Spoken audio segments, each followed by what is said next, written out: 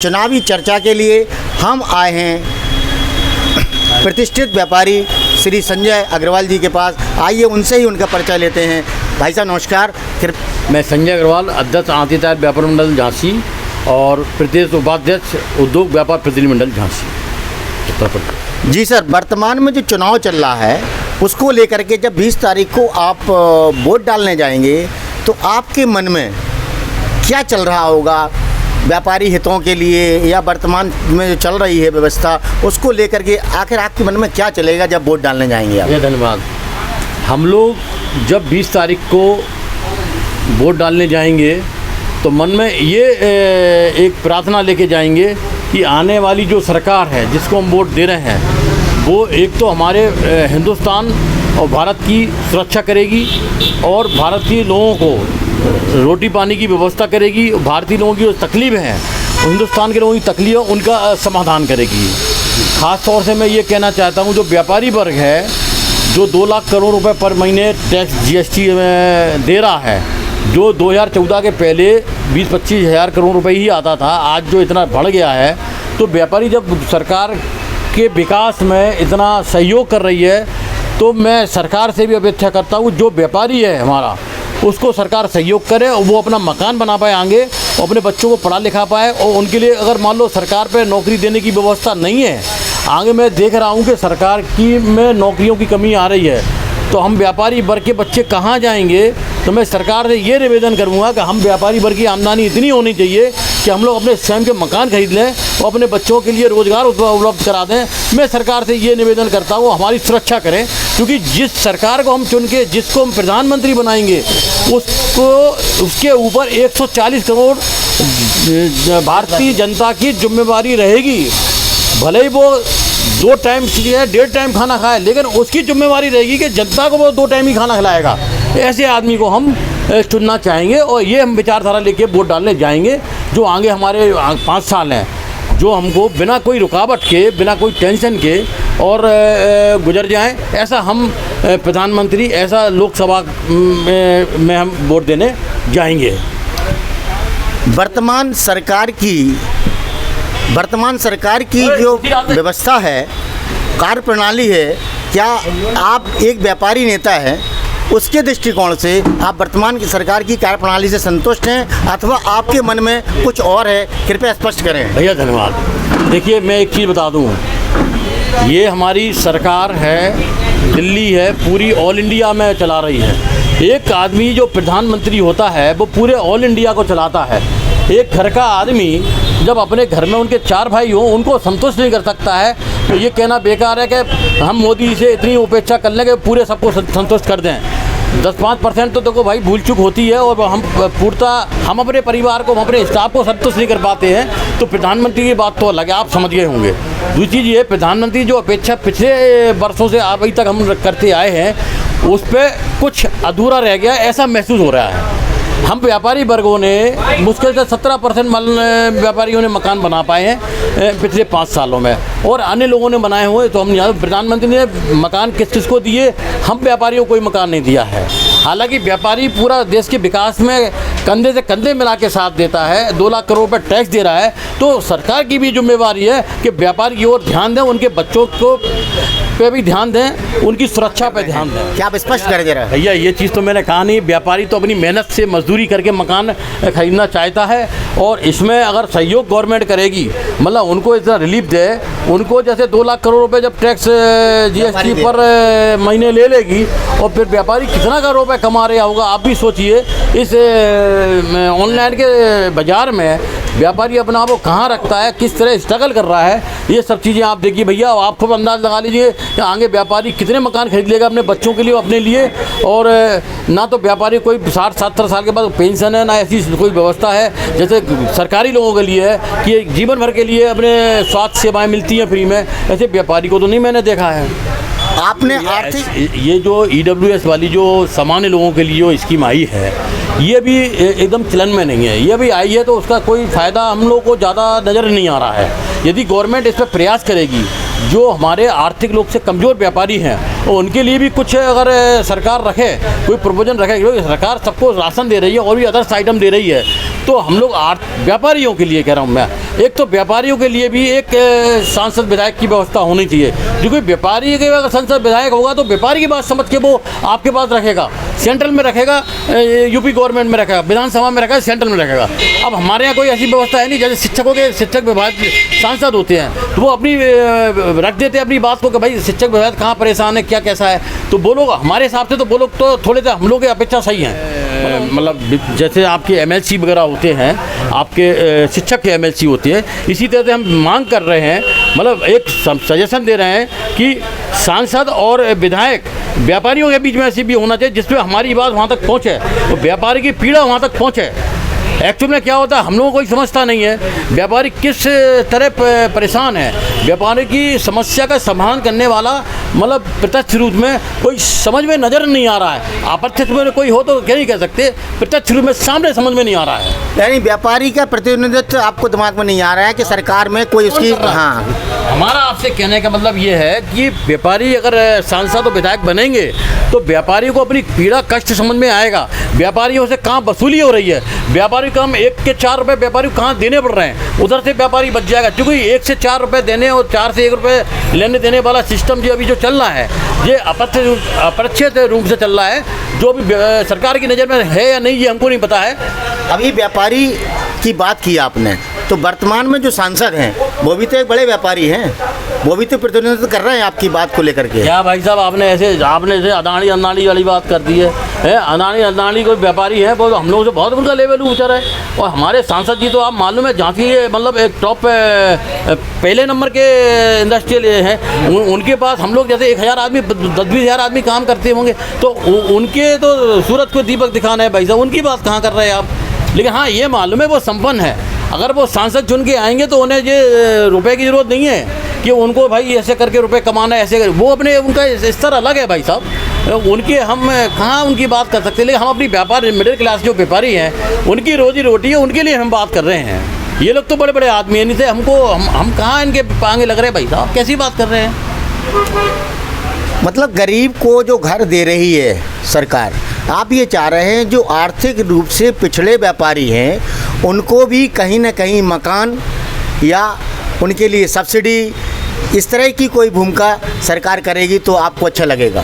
हमारा ये कहना है सरकार सर्वे करे, व्यापारियों का सर्वे करे।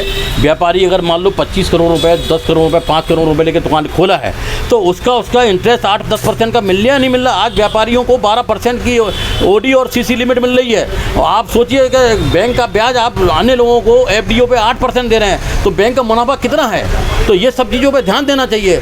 आज इंश्योरेंस सेक्टर में आप देखिए हर व्यापारी को दुकान का इंश्योरेंस कराना पड़ रहा है। आज कल ही की बात है 13 दुकानें जल गई, उनको क्या देंगे वे, उसकी जीवन भर की कमाई पूरी चली गई उन व्यापारियों की। आप आज व्यापारी को क्या देंगे आप व्यापारी ने आपको 10-50 करोड़ रुपए टैक्स दिया होगा 60 साल में, आप व्यापारी को क्या सुरक्षा दे रहे हैं, उनको क्या दे रहे हैं। हमको 2% भी देंगे तो व्यापारी की ज़िंदगी सुधर जाएगी, उनके बच्चों की ज़िंदगी सुधर जाएगी।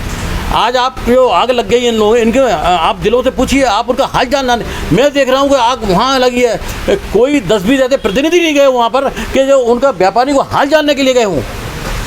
ये बहुत मतलब दुर्भाग्यपूर्ण बात है ये, कि वहाँ पर कोई सांसद विधायक और अन्य लोग खड़े होते, सभी पार्टियों, एक पार्टी नहीं सभी पार्टियों के। नहीं गए तो थे, सांसद जी गए थे, प्रदीप जैन भी गए थे, और बाकी अधिकारी तो थे ही, ऐसा नहीं। तो भाई साहब देखो, जाने का तो हम भी गए थे, लेकिन भाई साहब हम उनको देखे क्या है, हम तमाशा बन के खड़े रहे, तमाशा बन के खड़े होकर हम जाने के लिए नहीं गए थे। हमने वहाँ के सामने उठा के रखा या हमने उनको दिलासा दी, इसके लिए हम गए हुए थे। हमने उनसे कहा भाई जितनी भी तुम्हारी मदद हुई कराई जाएगी है, तो इस तरह का उनको लगना चाहिए, उनको इस टाइम बहुत ज़रूरत है ऐसे लोगों की। व्यापारी हितों की बात करने वाले संजय अग्रवाल जी से हमने बात की। बहुत बहुत धन्यवाद संजय जी। धन्यवाद भैया, धन्यवाद। और कहीं में से गलती हो गई भाई साहब, कोई मैं गलत बोल गया हूँ तो उसके लिए क्षमा करना, सभी लोगों से क्षमा मांगता हूँ। अभी हमने आपसे संजय अग्रवाल जी से मुलाकात कराई थी, अभी और व्यापारी भाई हमारे साथ बैठे हुए हैं। अजय सजरिया जी हैं जो कि जनरेटर व्यापारी हैं, हम उनसे ही बात करेंगे। और विनय अग्रवाल जी हैं जो कि स्पेयर पार्ट्स का काम करते हैं। तो अजय सजरिया जी, आप क्या कहना चाहेंगे वर्तमान में जो चुनाव चल रहा है उसको लेकर के, जब आप 20 तारीख को वोट डालने जाएंगे तो आपके मन में आगामी जो व्यवस्था है व्यापारियों के लिए क्या होना चाहिए, और अभी तक जो आपने अच्छा या बुरा देखा है, थोड़ा सा अनुभव आप शेयर करें हमारे साथ। जी भैया नमस्कार, मैं अजय सिजरिया हूँ। मैं वर्तमान जो 20 तारीख को वोटिंग है, पहले तो सबको अपील करूँगा कि झांसी का हर व्यक्ति वोट डालने के लिए जाए, अपने मताधिकार का प्रयोग करें और हमारी जो समस्याएं हैं उसको लेके अपना देखें कि कौन सी सरकार आपको आगे सपोर्ट कर सकती है, क्या सुविधाएं दे सकती है। वर्तमान में जो सरकार चल रही थी मैं उसके बारे में बताऊंगा कि ठीक है, वो एक अगर लॉ एंड ऑर्डर की देखा जाए तो हर चीज़ में उन्होंने हम लोग को सपोर्ट किया है, लेकिन व्यापारी वर्ग होने के नाते हम ये कहेंगे कि व्यापार की हालत इस समय बहुत टाइट है और हम लोग उसका बहुत ज़्यादा मतलब फेस कर रहे हैं। व्यापार 2-3 साल से काफ़ी मंदा चल रहा है और वैसे अगर सरकार का देखा जाए तो वैसे सरकार के काम कई बहुत अच्छे हैं कि जिनको अप्रिशिएट किया जाए कि आज गुंडागर्दी नहीं है और नेतागिरी कम है। गुंडागर्दी कहूँगा कि ऐसा नहीं है कि अनुराग शर्मा जी बहुत बढ़िया प्रत्याशी हैं, अच्छी पार्टी है, अच्छे लोग बिलोंग करते हैं, लेकिन कुछ कमियां उनकी भी हैं कि उन्होंने जो है कि जब हम देखते हैं यूट्यूब पे या आते हैं प्रोग्राम कि उन्होंने थोड़ा सा मतलब जो अपना समय है वो पब्लिक को नहीं दिया।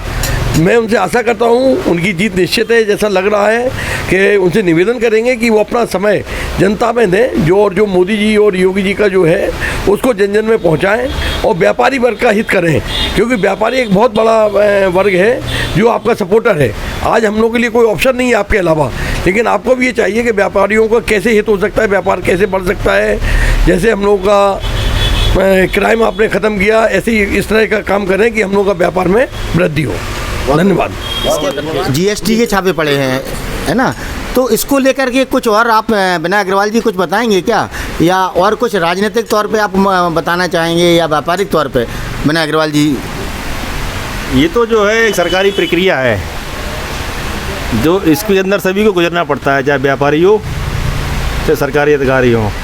जी जी, तो और व्यापार के बारे में कुछ कहना चाहेंगे?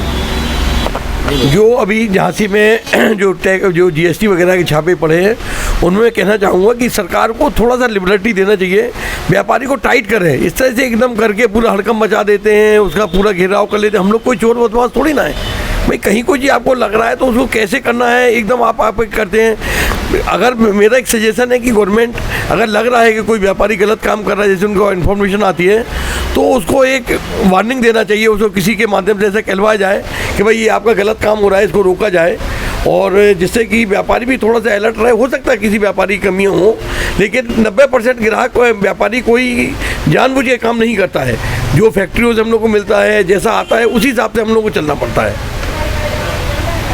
बहुत बहुत धन्यवाद। आपने सरकारी जो व्यवस्था है उसके बारे में भी चर्चा की और क्या मूलभूत परिवर्तन की आवश्यकता महसूस की है। अजय सिजरिया जी ने बहुत अच्छा सजेशन दिया है कि स्थानीय व्यापारी नेताओं के संपर्क में आकर के कम से कम उसे आगाह तो किया जाए कि अगर कोई गलती कर रहा है।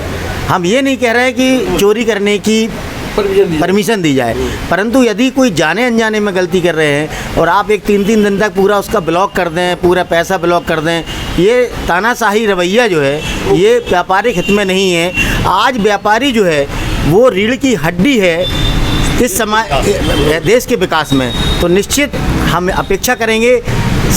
आप एक फाइनल कमेंट संजय अग्रवाल जी कुछ देना चाहेंगे इस मामले में? थैंक यू भैया, थैंक यू भैया। मैं आपसे एक निवेदन करना चाहता हूँ और सरकारी अफसरों से भी निवेदन करना चाहता हूँ।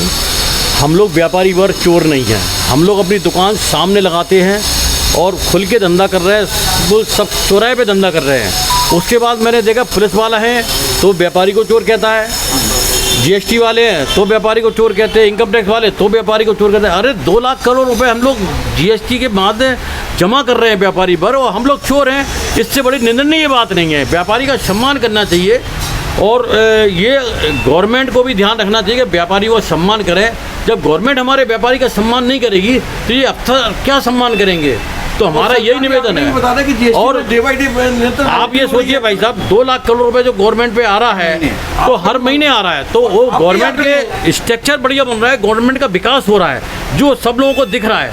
तो हम अगर व्यापारी लोगों का सम्मान नहीं होगा इसमें तो बड़ा मतलब हम लोग खटास महसूस होगी, क्योंकि हम लोग तन मन धन से सहयोग करके सुबह 8 बजे दुकान खोल के रात को 9 बजे घर जा रहे हैं। तो उसके बाद गवर्नमेंट के लिए पैसा कमा रहे हैं, गवर्नमेंट के लिए जीएसटी इकट्ठा कर रहे हैं और 2 लाख करोड़ रुपए गवर्नमेंट को हर महीने दे रहे हैं, जिससे गवर्नमेंट का विकास हो रहा। और उसके बाद भी अगर गवर्नमेंट और अफसर लोग व्यापारियों को चोर कहें और उन पर अत्याचार करें, लाल फीता शाही चलाएं, तो ये बहुत गलत है। पहले क्या है कि एक ट्रैफिक पुलिस वाला 10-20 रुपया दे देते, कोई गलती हो गई अपन से, अपन ने लाइसेंस नहीं लिए। आज मैं देखता हूँ कि अफसर लोग इतने दिमाग ख़राब हैं, गलती आपकी 100 रुपये की नहीं है, वो 400-500 मांगते हैं पहले से। तो ये सब खत्म होना चाहिए। आज व्यापारी वर्ग आप ऑडिट कर लीजिए, इतने नंबर 2 का पैसा नहीं निकलेगा जितना अफसरों पे और अन्य लोगों पे निकलेगा।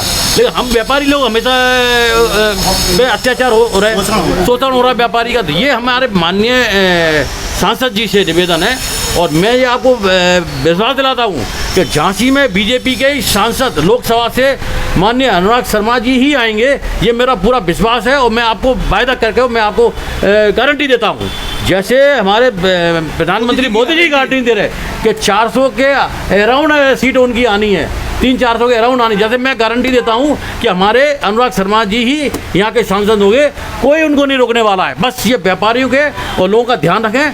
बाकी शुभकामनाएं मेरी उनके साथ में है। धन्यवाद। बहुत बढ़िया, संजय जी ने अपना मन बता दिया है।